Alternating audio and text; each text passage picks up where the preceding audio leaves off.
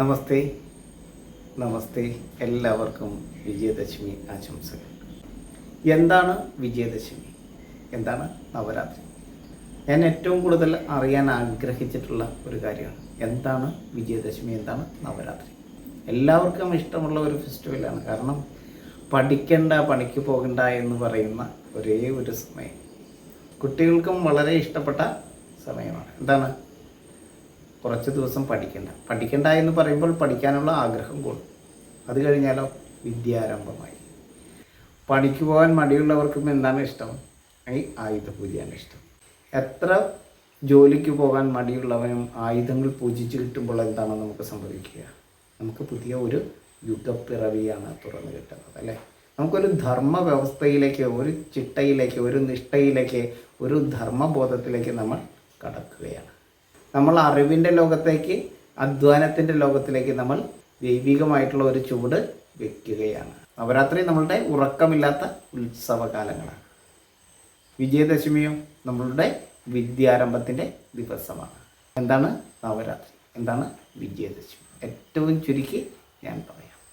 നവരാത്രിയെക്കുറിച്ചും വിജയദശമിയെക്കുറിച്ചും പറയണമെങ്കിൽ ആരെക്കുറിച്ച് പറയണം? ആരെ സ്മരിക്കണം? ആരെ നമിക്കണം? അത് ഭഗവാൻ കൃഷ്ണനെ നമിക്കണം. കാരാഗ്രഹത്തിൽ ജനിച്ചവനാണ് കുരുക്ഷേത്രത്തിൽ ജയിച്ചത്. ഈ ധർമ്മരാഷ്ട്രം അദ്ദേഹത്തിൻ്റെ സമ്മാനമാണ്. ദ്വാപരയുഗത്തിൻ്റെ ഒരു പേരുണ്ട്, പ്രാർത്ഥനായുഗമെന്നാണ്. ലോകത്തിൽ ഏറ്റവും കൂടുതൽ ആളുകൾ, ലോകത്തിൽ ഏറ്റവും കൂടുതൽ പ്രജാലോകം പ്രാർത്ഥിച്ചിട്ടുള്ള ഒരു യുഗം മറ്റൊന്നുമായിരുന്നില്ല, അത് ദ്വാപരയുഗമായിരുന്നു. ഏറ്റവും കൂടുതൽ ആളുകൾ പ്രാർത്ഥിച്ചത് ആരോടായിരിക്കാം? നിങ്ങൾ ചിന്തിച്ചിട്ടുണ്ടോ? ഭഗവാൻ കൃഷ്ണനോടാണ്.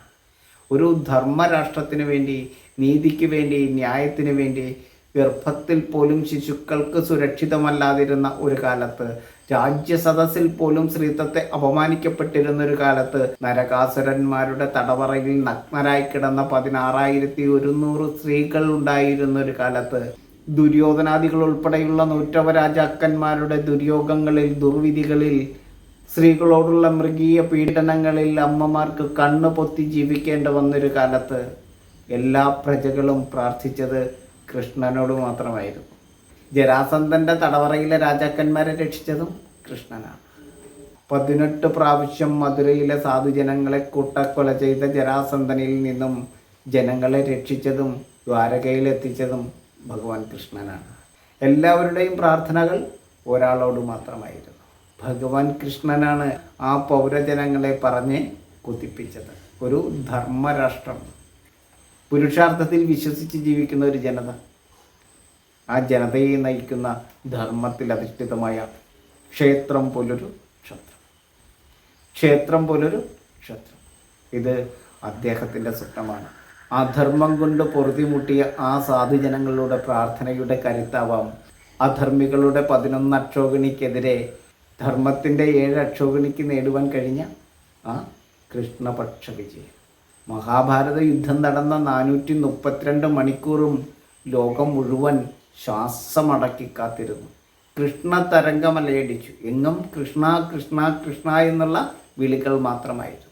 പ്രജാലോകത്തിന് വേണ്ടി ആ ധർമ്മയുദ്ധം ഭഗവാൻ വിജയിച്ചപ്പോൾ പ്രജാലോകം വിശ്വസിച്ചിരുന്നത് ഭഗവാൻ കൃഷ്ണനായിരിക്കും ഈ ധർമ്മരാഷ്ട്രത്തെ നയിക്കുക എന്നാണ്. പക്ഷെ അദ്ദേഹം ചെയ്തതോ മഹർഷീശ്വരന്മാരെയും ഋഷീശ്വരന്മാരെയും താപസന്മാരെയും രാജപ്രമുഖരെയും പൗരജനങ്ങളെയും വിളിച്ചു കൂട്ടിയിട്ട് ധർമ്മരാഷ്ട്രത്തിൻ്റെ പേര് ഭാരതമെന്ന് പ്രഖ്യാപിച്ചു. ഭാരതത്തിൻ്റെ തലസ്ഥാനം ഇന്ദ്രപ്രസ്ഥമായും പ്രഖ്യാപിച്ചു.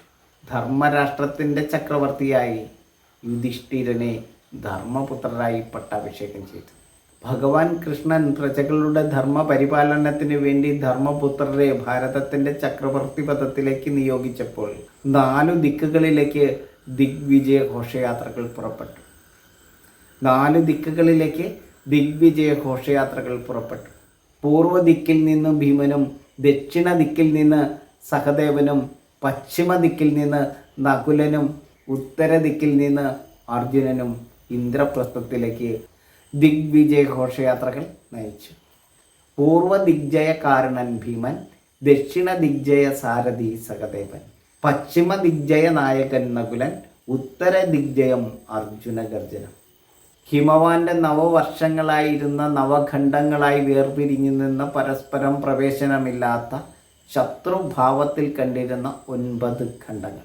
ആ 9 ഖണ്ഡങ്ങളെ ചേർത്ത് വെച്ചിട്ടാണ് ഭഗവാൻ കൃഷ്ണൻ ഈ ധർമ്മരാഷ്ട്രമായ ഈ മഹാഭാരതത്തെ സൃഷ്ടിച്ചത്. ധർമ്മപുത്രരുടെ സഹോദരന്മാരുടെ 4 ദിക്കിൽ നിന്നുമുള്ള ദിഗ്വിജയ ഘോഷയാത്രകൾ ഇന്ദ്രപ്രസ്ഥത്തിലേക്ക് ഗമിച്ചു. അതിന് തിരഞ്ഞെടുത്ത സമയമാണ് യുദ്ധതന്ത്രപരമായ ഏറ്റവും ശ്രേഷ്ഠമായിട്ടുള്ള ദിവസം. ആ ദിവസം ഏതാണെന്നറിയോ? അതാണ് നവരാത്രി. ആ ദിഗ്വിജയ ഘോഷയാത്രകൾക്ക് വേണ്ടി തിരഞ്ഞെടുക്കപ്പെട്ട 9 രാത്രികൾ. ആ രാത്രികളാണ് ഏറ്റവും ശ്രേഷ്ഠമായത്. എന്താണ് ആ നവരാത്രിയുടെ പ്രത്യേകത എന്നറിയോ? രാവിനെ കുറ്റിരുട്ടാക്കുന്ന ആശ്വിന മാസത്തിലെ അമാവാസി കഴിഞ്ഞിട്ടുള്ള കറുത്തിരുണ്ട രാത്രികൾ. ആ നവരാത്രികളിലായിരുന്നു നവഭൂഖണ്ഡങ്ങളെ ഭാരതത്തിൻ്റെ ഖണ്ഡമായി അഖണ്ഡഖണ്ഡമായി ചേർത്ത് വയ്ക്കുവാൻ യുധിഷ്ഠിരൻ തീരുമാനിച്ചത്. അതിൻ്റെ ബുദ്ധി കൃഷ്ണ ബുദ്ധിയാണ്. ഭഗവാന്റെ അഷ്ടബുദ്ധി ഗുണങ്ങളാൽ അഷ്ടബന്ധത്താൽ പ്രതിഷ്ഠിച്ചുറപ്പിച്ച നവഖണ്ഡമാണ് ഭാരതഖണ്ഡം. ആ അഷ്ടബന്ധത്താൽ ബന്ധിച്ചുറപ്പിക്കുവാൻ ഭഗവാൻ നിശ്ചയിച്ച ആ നവരാത്രികളാണ് ആശ്വിന മാസത്തിലെ അമാവാസി കഴിഞ്ഞിട്ടുള്ള പ്രഥമ മുതലുള്ള നവരാത്രി വരെയുള്ള ദിവസം. 4 ദിക്കിൽ നിന്നും 4 ദിഗ്വിജയ ഘോഷയാത്രകൾ. സൈനികരുടെയും വർത്തകന്മാരുടെയും രാവുറങ്ങാത്ത ദിഗ്വിജയ ഘോഷയാത്രകൾ. ഭഗവാൻ കൃഷ്ണൻ അഷ്ടബന്ധത്താൽ ഭാരതത്തിൻ്റെ നവഖണ്ഡങ്ങളെ ബന്ധിച്ചുറപ്പിച്ച് അഖണ്ഡമാക്കി വെച്ച ആ നവരാത്രികളാണ് നമ്മൾ ഇപ്പോഴും ആഘോഷിക്കുന്ന നവരാത്രി. ആശ്വിന മാസത്തിലെ അമാവാസി കഴിഞ്ഞിട്ടുള്ള നവരാത്രികൾ. 10ാം നാൾ വിജയദശമി. ഭഗവാൻ കൃഷ്ണൻ പ്രജാലോകത്തെ പറഞ്ഞ് കൊതിപ്പിച്ച ആ ധർമ്മരാഷ്ട്രമായ ഭാരതത്തിൻ്റെ പിറന്നാൾ. അധർമ്മത്തിനായി ഉയർത്തിയ ആയുധങ്ങളെ മുഴുവൻ താഴ്വെപ്പിച്ച ദിഗ്വിജയ ഘോഷയാത്രയുടെ വിജയത്തിന് ശേഷം വിജയദശമിയിൽ ആ ആയുധങ്ങളെ മുഴുവൻ പൂജിച്ചെടുത്ത് ദൈവികമായ പരിശുദ്ധിയോടെ ആ ആയുധ പൂജയെ നടത്തി ആ രാജ്യത്തെ ധർമ്മത്തിൻ്റെ പാതയിലേക്ക് നയിക്കുകയായിരുന്നു ധർമ്മപുത്രർ ചെയ്തത്. ധർമ്മരാഷ്ട്രത്തിൻ്റെ പ്രഥമ ദാനം എന്തായിരുന്നു ജനങ്ങൾക്കുള്ള? അത് ദിവ്യമായിരിക്കുന്ന ദാനമാണ്. അതെന്താണ്? അത് വിദ്യയാകുന്നു. സർവ പ്രജാലോകത്തിനും വിദ്യയെ ദാനമായി നൽകി. പ്രഥമ ദാനമായി വിദ്യയെ നൽകിയത് ഭഗവാന്റെ ബുദ്ധിയാണ്, കാരുണ്യമാണ്. വിദ്യാദനം സർവധനാൽ പ്രധാനം. പ്രഥമ ദാനവും എന്തായി? വിദ്യയാകുന്നു. ദിവ്യദാനവും എന്താണ്? വിദ്യയാണ്. ഭഗവാൻ കൃഷ്ണൻ്റെ വരദാനമാണ് നമ്മൾ ഇന്ന് അനുഭവിക്കുന്ന പൗരധർമ്മം. ഭാരതം ഭാരതിയാണ്, വാഗ്ദേവിയാണ്, സരസ്വതിയാണ്. ഭാരതാംബ അമ്മയാണ്, ലോകത്തിൻ്റെ മാതാവാണ്. എല്ലാവർക്കും വിജയദശമി നവരാത്രി ആശംസകൾ നേരുന്നു.